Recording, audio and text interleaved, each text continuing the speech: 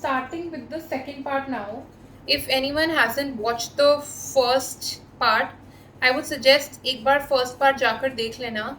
It is going to be very critical for you, okay? Yes, तो हमने पिछली वाली क्लास में काफ़ी चीज़ें कवर अप कर ली थी. अच्छा, एक चीज़ ना मेरे को बतानी थी, अगर किसी को पता नहीं कि यार हम बोलते रहते हैं कि यार हमारा यूएस डॉलर है, यूएस डॉलर ज़्यादा स्ट्रांग हो गया या फिर हमारा इंडियन रुपी कमज़ोर पड़ गया.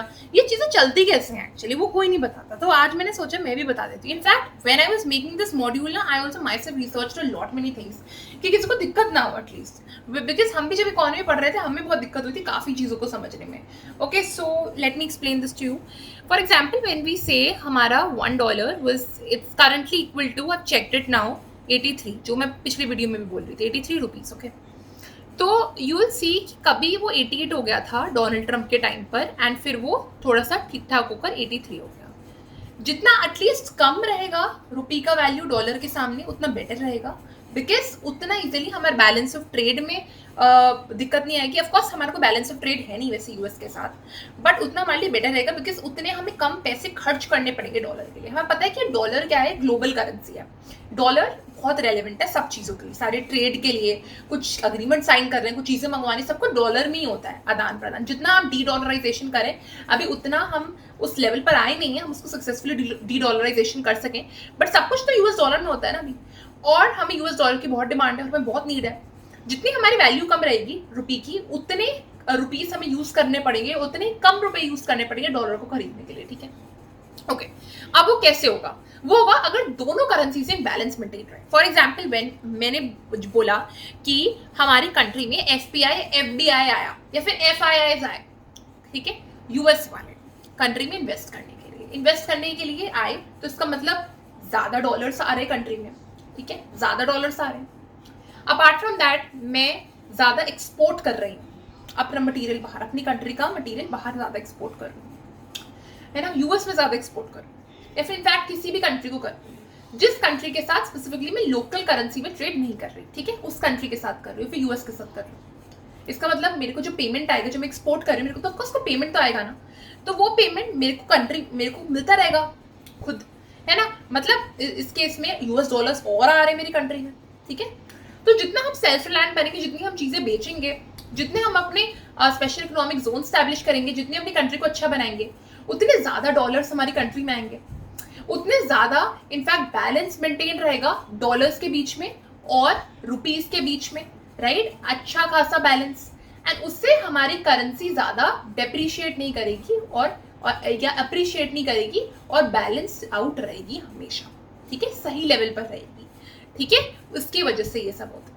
अब सिनारियो अगर ऐसा मान लो हमारे कंट्री में इन्वेस्ट करने ना आए एफआईआईज यूएस से, मैं सब बताऊंगी एफपीआईज एफडीआईज एफआईआईज, या फिर मान लो हम कुछ ज्यादा ही इंपोर्ट कर रहे हैं.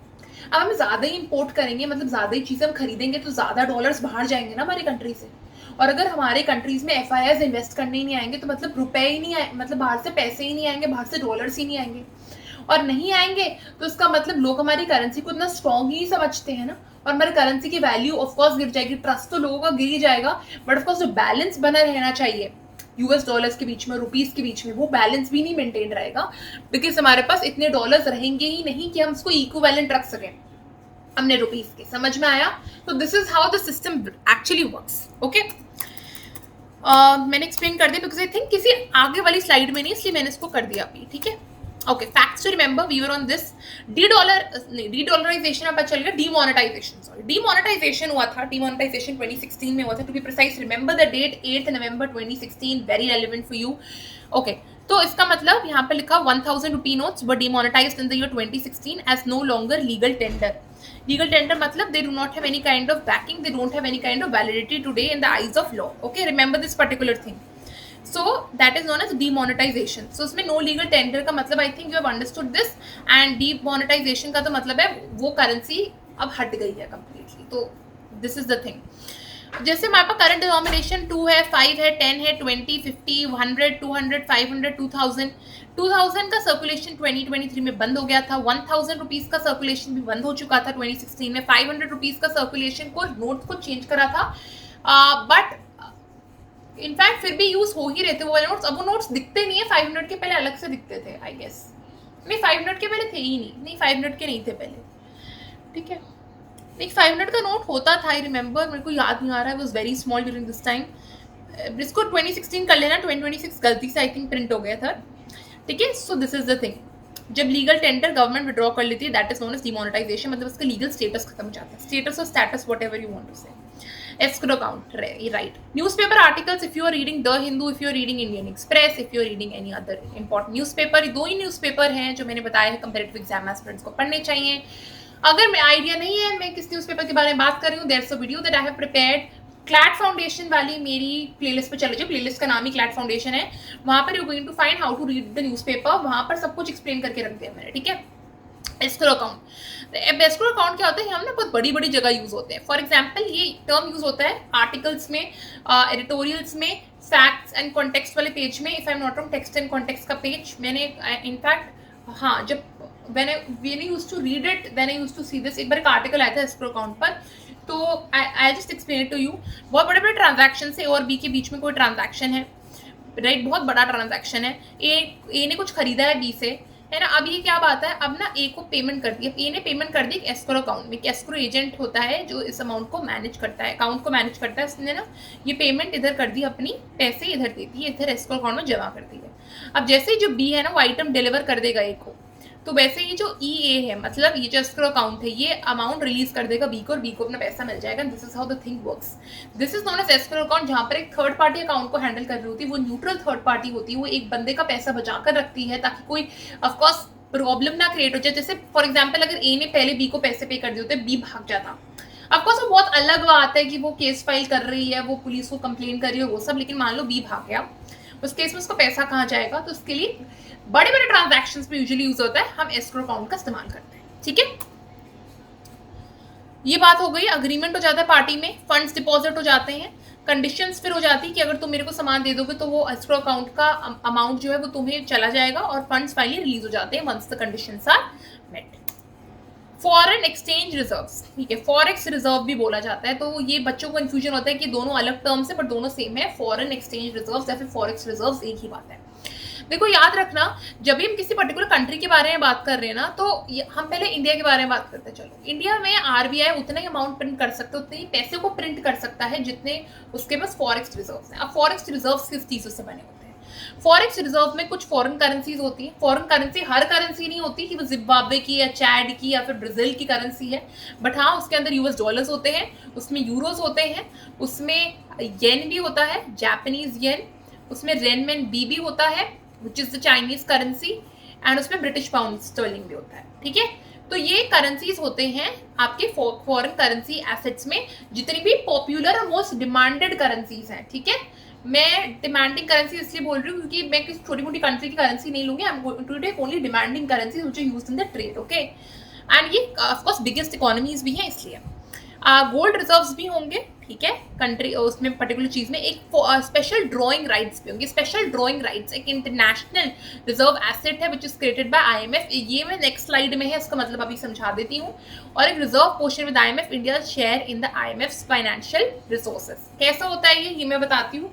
ये जो पर्टिकुलर चीज है ना, रिजर्व पोजिशन विद आईएमएफ और ये जो स्पेशल ड्रॉइंग राइट्स है, ये दोनों चीजें लिंक्ड है, मैं आपको आपस में बताती हूँ। बट ऑफ कोर्स मैंने क्या बोला, इंडिया का share in the IMF financial resources, जैसे हमारा गोल्ड है, हमारा गोल्ड का कंट्री का क्या है, काफी ब्रिटेन में भी है और काफी लंदन में है, ऑफ कोर्स ब्रिटेन, एंड तुम्हारा न्यूयॉर्क में भी है। सो दीज टू प्लेसेस में हमारा गोल्ड है। गोल्ड इसलिए ऐसा क्यों है, कंट्रीज क्या करती यूजुअली अपना गोल्ड अपनी कंट्री में नहीं रखती, देखा जाता है यार अपनी कंट्री में नहीं रखती, वो बाहर किसी और कंट्री में रख देती है, ठीक है। अब ऐसा नहीं कि वो सारे ही रख देती दूसरी कंट्री में, बट नहीं, वो कुछ अपने पास रखती हैं, काफी अपने पास रखती है, जितना उन्हें रेशियो लगता है, फिर वो कहीं इधर रख देती, फिर वो उधर रख देती, फिर कहीं इधर रख देती। ऐसा क्यों होता है, कहीं दिक्कत आ जाए, ऑफकोर्स है, पता नहीं ना कब मिलिट्री को हो जाए या फिर कब कोई आकर टेररिस्ट इंसर्जेंसी हो जाए कंट्री के अंदर ही, कब कोई आकर इमरजेंसी डिक्लेयर हो जाए, हमारा गोल्ड ही कोई चुरा कर ले गया, इतनी बड़ी दिक्कतें आ गई, तो हम एटलीस्ट बाहर से उसको ला सकते हैं। तो इसलिए इस पर्पसेस के लिए गोल्ड हम कभी कभार या फिर हमेशा कंट्रीज पर डिपेंड करता है, वो बाहर रखकर आती है सेफ जगह में। और ऐसा नहीं हम नहीं रखा हुआ लंदन में बहुत सारी कंट्रीज में रखा हुआ है। And apart from that when we talk about the emergency situation, जब हमारी कंट्री में इमरजेंसी आ गई थी 1991 में, और जब फाइनली इमरजेंसी से हमें रेस्क्यू करा गया था, बाय फाइनेंशियल इमरजेंसी वाली सिचुएशन बता रही हूँ मैं, ठीक है। It was not financial emergency, was not declared. और मैंने जब इमरजेंसी बोला इसका मतलब ये नहीं कि मैं कॉन्स्टिट्यूशनल सेंस में बोल रही हूँ, बट मैं इसको लिटरल सेंस में बोल रही हूँ। इमरजेंसी वाली जो चीज थी, जब इमरजेंसी आ गई थी, इमरजेंसी मतलब financial emergency types but not exactly financial emergency, तो हमने जो गोल्ड था जो लंदन में रखा था वो भी हम वापस लाए थे और कुछ हमने वापस बाहर भी रखा था। अब क्या होता है, ये तुम्हारा आईएमएफ से चीजें जुड़ी हुई होती हैं, यानी बाहर रखी जाती हैं कंट्री के बाहर, इनको सेफ रखने के लिए। फाइन। 2025 के अकॉर्डिंग $600 बिलियन का हमारा फॉरेक्स रिजर्व है ना। तो ये आपका फॉरेक्स रिजर्व मतलब जितने आपके फॉरेस्ट रिजर्व्स की वैल्यू होती है उतने ही मैं नोट प्रिंट कर सकती हूँ, उतने ही आरबीआई प्रिंट कर सकता है। जो मैंने 4 ब्रांचेस तुम्हें बता दी ना, वन इज देवस, नासिक, मैसूर, सैलबोनी, ये 4 जगहों में ये नोट प्रिंटिंग होती है ना। और स्पेशल ड्रॉइंग राइट्स के बारे में ये मैं बता देती हूँ, बट अगर यहाँ पर $600 बिलियन का पूरा फॉरेक्स रिजर्व है ना, तो उतने नोट प्रिंट हो जाएंगे। समझ में आया? This is forex reserves, very very important. अब इसका आपको थोड़ा सा मैं रेलेवेंस बता दूं। इसका रेलेवेंस ये, फॉर एग्जांपल इसमें यूएस डॉलर्स भरे हुए हैं, इसमें यूरो भरे हुए हैं। कभी मान लो कभी दिक्कत आ जाए, लाइक फॉर एग्जांपल मैं बोलूँ कि मेरे को मेरी कंट्री को या फिर मेरे को जो ट्रेड करना है, ठीक है, मेरे को दिक्कत आ रही है, तो दिक्कत में मान लो मेरे पास पैसे कम हो गए, तो मैं फॉरेक्स रिजर्व से I can use that particular money, so that is important. And apart from that, जैसे अगर मैं बात करूँ, इसमें हर करेंसी यूज होती है, ठीक है। तो अगर मेरे को किसी करेंसी की जरूरत पड़ी, फॉर एग्जाम्पल येन की जरूरत पड़ रही है या फिर पाउंड की जरूरत पड़ रही है, तो मैं हाथ से निकाल सकती हूँ, ठीक है। बट बाद में मेरे को उसको रीफिल भी करना पड़ेगा, ठीक है, वो इंपॉर्टेंट है, इसको खाली नहीं छोड़ सकते हो। और रीफिल करके जितनी वैल्यू है मेरी रुपी की उस पर्टिकुलर करेंसी से, उतना मैं एक्सचेंज करके यहाँ पर लाकर फिल कर दूंगी उसको, ठीक है। Special drawing rights, special drawing rights एक टाइप का आई वुड से सिस्टम है, ये करेंसी नहीं है, ठीक है, आईएमएफ की। ये कुछ ऐसा काम करता है, फॉर एग्जांपल यहाँ पर मैंने एग्जांपल लिख दिया है, कंट्री ये है, उसका एक उसके पास फॉरेक्स रिजर्व कम पड़ रहे हैं, उसको ज्यादा यूएस डॉलर्स चाहिए, ठीक है, अपने इंपोर्ट्स को पे करने के लिए। तो ये क्या करेंगे, स्पेशल ड्रॉइंग राइट्स को एक्सचेंज कर लेंगे किसी और आईएमएफ बंदे के साथ जिसके पास यूएस डॉलर्स हो। It's a kind of, I would say it's a kind of a right, it's kind of a system, it's a kind of an agreement, otherwise it's nothing, it's not a currency. तो उस agreement के तहत या फिर उस I would say system के तहत अगर मेरे पास यूएस डॉलर्स की कमी है तो मैं किसी और कंट्री से मांग सकती हूँ, क्योंकि मेरे फॉरेक्स रिजर्व्स में कमी पड़ रही है। और क्योंकि मैं उस कंट्री से मांगू जो आईएमएफ में है, मेरे पास मेरे साथ आईएमएफ में आप अगर हमारे पास इस पूरे वर्ल्ड में 195 कंट्रीज, ठीक है, और 193+2 है, 2 पैर तुम्हारे पैलेस्टाइन है एंड वेटिकन सिटी है, ठीक है। तो हमारे पास इतनी कंट्रीज है और 190 तो पार्ट है ही आईएमएफ का, ठीक है। और तुम उसमें देखोगे कि आईएमएफ वाली कंट्री मेरी हेल्प कर दी, को बाद में उसको पे बैक कर दूंगी इस स्पेशल ड्रॉइंग राइट्स के तहत। समझ में आया ये वाला agreement, special drawing rights, IMF. Types of markets हमने रेट समझ लिए थे, fixed exchange rate and floating exchange rate, जब हम ब्रिटेन वुड्स पढ़ रहे थे। अगर किसी ने वो नहीं पढ़ा है तो आई वुड सजेस्ट मेरी पहली वीडियो जाकर देख लो, वहां पर मैंने ब्रिटेन वुड्स एक्सप्लेन करके रखा हुआ है, तो वहां पर तुम्हें चीजें मिल जाएंगी। तो फिक्स्ड एक्सचेंज रेट और फ्लोटिंग एक्सचेंज रेट है। अब हम पढ़ेंगे फिक्स्ड मार्केट और एक फ्लोटिंग मार्केट क्या होती है, मिक्स्ड मार्केट क्या होती है। देखो, फिक्स्ड मार्केट का मतलब होता है तुम्हारा कम्युनिज्म बहुत भरा पड़ा है उस कंट्री में, जैसे चाइना या फिर नॉर्थ कोरिया, बाहर की चीज कुछ भी अलाउड नहीं है, तुम अपने ही कंट्री का सामान यूज करोगे, you going to be bound by government decisions only, ठीक है। तुम्हारी फाइनेंशियल जो चीजें हैं, फाइनेंशियल डिसीजंस है, फाइनेंशियल एडवाइसेस हैं, वो सब गवर्नमेंट के अकॉर्डिंगली जाएंगे, that is known as a fixed market. वो फिक्स्ड मार्केट एस्टैब्लिश होती है for example China and North Korea, ठीक है। फ्लोटिंग मार्केट इज समथिंग जहां पर stock market is there for you and which basically regulates everything, ठीक है। जब मैंने बोला था कि हम पहले बात कर रहे थे फ्लोटिंग एक्सचेंज रेट के बारे में, है ना, फ्लोटिंग और फिक्स्ड एक्सचेंज रेट, जब मैंने शुरुआत में बात करी थी, जब हमारी करेंसी पैक कर दी गई थी यूएस डॉलर्स के साथ, US dollars in turn pack कर दिया गया था गोल्ड के साथ, ठीक है। तो उस केस में वो फिक्स था भाई, गोल्ड के साथ है यूएस डॉलर के साथ हम जुड़े हुए हैं, तीनों एक साथ ही रहेंगे, मेंटेन करके एक साथ साथ चलेंगे। यहाँ पर क्या हो रहा है, stock market is looking after everything, तुम्हारे dollars is backed by trust and हमारी करेंसीज डॉलर के अकॉर्डिंग चल रही हैं। डॉलर के अकॉर्डिंग ऑफ कोर्स नहीं चलती हैं करेंसीज, बट इसलिए चलती हैं, कहीं लिखा नहीं हो डॉलर के according, but of course this is the global currency, तो उसके अकॉर्डिंग हम उसको देखते हैं, बिकॉज डिमांडिंग वही है, ट्रेड वगैरह करने में, एक्सपोर्ट इंपोर्ट करने में उस करेंसी का सबसे बड़ा रोल रहता है, ठीक है, फाइन। अब for example so that is known as वो स्टॉक मार्केट से रेगुलेशन उसका. And when I am saying fixed market, तो फिक्स्ड मार्केट में तुम्हारा कम्युनिज्म वाली चीज भी है. बट अपार्ट फ्रॉम दैट ये जो मिनिमम सपोर्ट प्राइजेस हैं, है ना, जब गवर्नमेंट बोलती है ना कि इतने ये वाले राइस इतने रुपए किलो मिलेंगे उस पर्टिकुलर मार्केट में, जो गवर्नमेंट रेगुलेटेड मंडीज होती हैं, उधर बात कर रही हूँ मैं, तो वो मिनिमम प्राइस गवर्नमेंट सेट कर देती है. ठीक है, असेंशियल गुड्स पर जब गवर्नमेंट प्राइस लगा देती है, जब गवर्नमेंट शुगर पर प्राइस लगा लेती है किसी और चीज पर, तो वहां पर गवर्नमेंट इसको कंट्रोल कर रही है. But at the end of the day I would say completely government India में हर चीज को नहीं देखती है. राइट, तुम्हारे ऑफकोर्स जो शैम्पूज हैं या फिर अदर काइंड ऑफ टॉयलेटरीज हैं या फिर क्लोथ्स हैं, अपैरल है, हर चीज नहीं देख रही ना गवर्नमेंट. हर चीज पर तो प्राइस लिस्ट तो नहीं निकाल रही ना, कुछ चीजों पर लगाती है. तो in that case become it a mixed market, right, not floating और फिक्स्ड. अच्छा, अपार्ट फ्रॉम दैट, जैसे हम तो भाई हमारा फ्लोटिंग एक्सचेंज रेट है. ठीक है, हमारा जो रुपी है वो यूएस के साथ फ्लक्चुएट करता रहता है, यूएस डॉलर्स के साथ. कभी 83 88 हो गया, ये सब हो गया. अब सऊदी अरेबिया जैसे कंट्री है, उसने अपना जो सऊदी अरेबिया जो वो है करेंसी, उसने अपने आप को यूएस डॉलर पर पैक करके रखा हुआ है फिक्स्ड. तो वो ऊपर नीचे बिल्कुल भी नहीं होता. इट्स अराउंड 3.75 और समथिंग. एक बार उसको चेक कर लेना. बट वो कभी फ्लक्चुएट नहीं होता, वो सेम रहता है. ठीक है, कुछ कंट्रीज में कर रखा है ऐसा, तो ऑफकोर्स कुछ लोगों ने इसको एक्सेप्ट करा, कुछ कंटिन्यू करते जा रहे, कुछ रिजेक्ट करते जा रहे. जब 1971 में finally going of the gold system announce करा था रिचर्ड निक्सन ने, तो वो डिपेंड करता है करेंसी कंट्री टू कंट्री.